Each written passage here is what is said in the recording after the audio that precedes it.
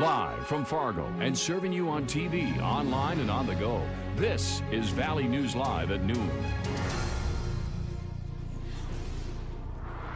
New at noon, a North Dakota couple is facing felony charges after a disturbing find in the family's home. Hi, everyone. Thanks for joining us this afternoon. I'm Lisa Bedeau. The couple from Devils Lake is in court today, where they're expected to be charged with child neglect. Police say a maintenance man found a toddler alone in the couple's Devils Lake apartment and another child barricaded in a bedroom. Stay with Valley News Live on air and online for details as they emerge on this developing story. A stretch of Interstate 94 between Mandan and Dickinson that was shut down overnight reopened this morning, but it's far from perfect driving out there. Take a look at this video. It's the kind of trouble that drivers were dealing with during and after the storm out there. And a check of the DOT road conditions right now show what you're up against if you're heading out that way as well. All of the yellow indicates ice or compacted snow on the road, so travelers are urged to slow down and be very careful. Here in the valley, we're seeing a little bit of light snow as well. Nothing like the 2 feet out west, of course, but you know, people are concerned that the roads could get slick. So let's get our first check of the forecast with Lisa Green. Yeah, enough to bring down visibility at the least, but on top of that, some of it could be sticking to those road surfaces and making them wet too. So of course, that's always a concern when you're trying to drive. We're not seeing these kind of totals though. So far, the highest amount has been 2 feet. This is near Lake Sakakawea, and Hazen had 22. Bismarck about a foot and a half rather of snow, and Minot almost a foot of snow. And we've got so many photos coming in from there that are looking so compelling. If you've got a photo to share of the wintry weather, you can upload that to our page as well. Here's a look at our radar right now. We've got our own problems with snow right now. We're seeing some heavier snow coming down in parts of the valley, including Fargo, Moorhead. The good thing is the temperature, and that's really helping us out in a lot of places, but it is accumulating in some of those grassy areas. So we'll have more on that, what you can expect throughout the rest of the afternoon, and if we're going to see any of this start to stick at all on those roadways as well, coming up in just a few minutes. Thank you, Lisa. Breaking news this afternoon, a police officer who fatally shot a black man in North Carolina in September will not be charged in the man's death. Charlotte officer Brentley Vinson shot Keith Scott in a parking lot as officers were preparing to serve an arrest warrant against someone else. Vinson has said he saw Scott rolling a marijuana joint and holding a gun and fired at him out of concern for public safety. Police say lab analysis of a gun found at the scene shows Scott's DNA and fingerprints on it and proves Scott was armed at the time. Also breaking this afternoon, House Minority Leader Nancy Pelosi defeated Ohio Democrat Tim Ryan to retain her post as the top elected Democrat in the House. The final vote tally was 134 to 63 for Pelosi, meaning she matched her prediction that she'd retain the support of 2/3 of House Democrats. Meanwhile, President-elect Donald Trump tweeted this morning that he's leaving his business empire while he's president. And as Merle Hall reports, Trump has made 2 more key cabinet picks.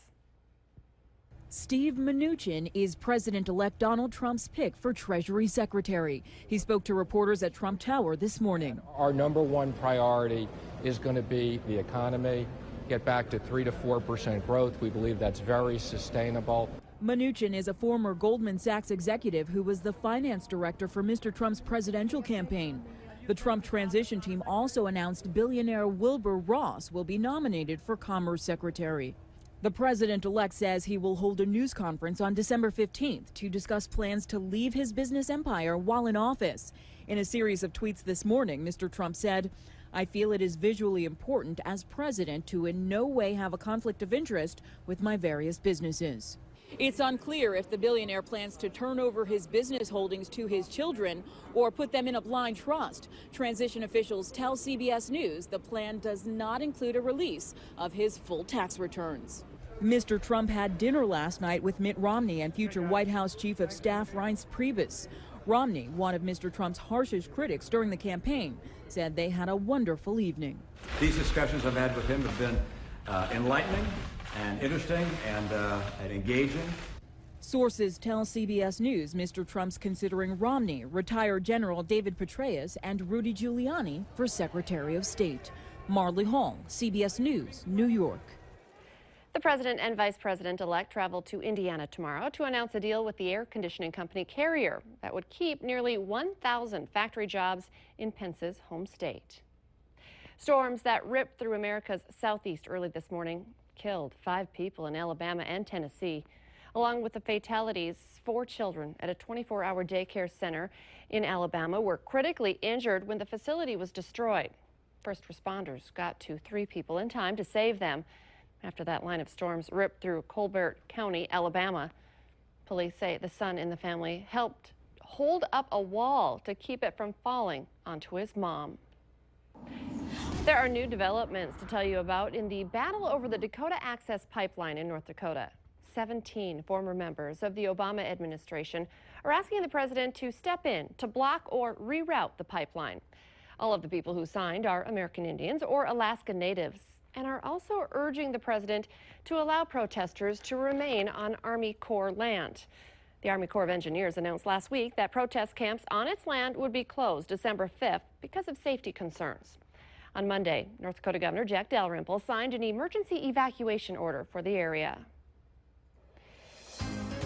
In our consumer alert this afternoon, U.S. auto safety regulators want you to complain more with the help of your sun visor. The National Highway Traffic Safety Administration is proposing a rule that would require automakers to place labels on sun visors of all new vehicles with instructions on how to file safety complaints. The labels would also inform drivers and passengers that complaints could bring an investigation or a possible recall. The local Salvation Army is struggling with a familiar problem this time of the year. The Red Kettle campaign is underway, but there's a shortage of ringers. Organizers say they have a combination of inside and outside assignments available.